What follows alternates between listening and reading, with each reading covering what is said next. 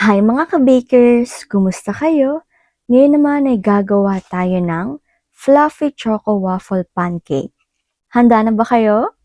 Ang mga sangkap na kakailanganin natin ay all-purpose flour, 1 and 1/4 cup, baking powder, 1 tablespoon, salt, 1/2 teaspoon, sugar, 2 tablespoon, fresh milk, 1 cup, cocoa powder, 1/4 cup, choco flavor, 1 teaspoon, isang itlog at yeast na 1/2 teaspoon. Ilagay na natin ang all-purpose flour, cocoa powder, baking powder, asin, asukal, yeast.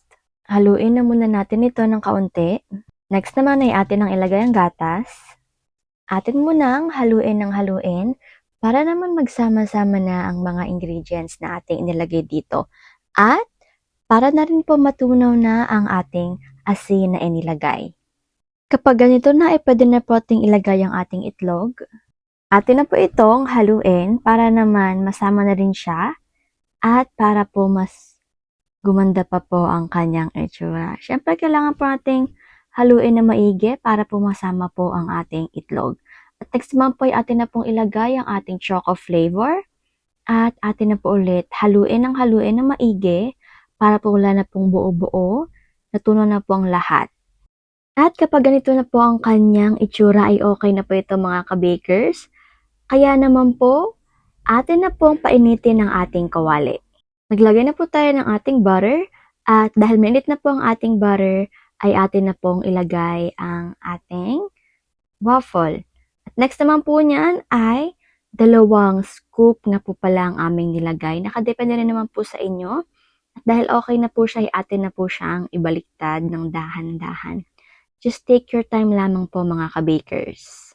Ang apoy nga po pala nito ay medium lamang or yung nasa gitna lamang po.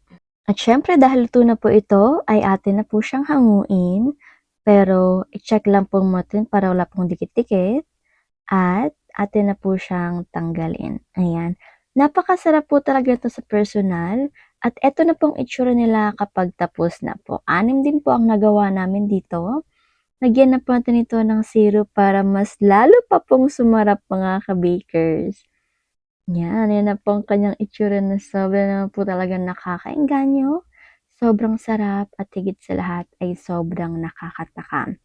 At sulit na sulit po talaga itong gawin mga ka-bakers. Huwag niyo na po kung tanungan kung ilan po ang aking nakain dahil nakikita niyo naman kumukonti na lang sa video. Anyways, maglagay na po ulit tayo ng butter. At atin na siyang i-spread ng kaunti. O di po ba napakasarap niya tignan? Kaya naman ano pa pong hinihintay nyo mga ka-bakers? Gawin nyo na rin. O di po ba napakadaling gawin lang po nito?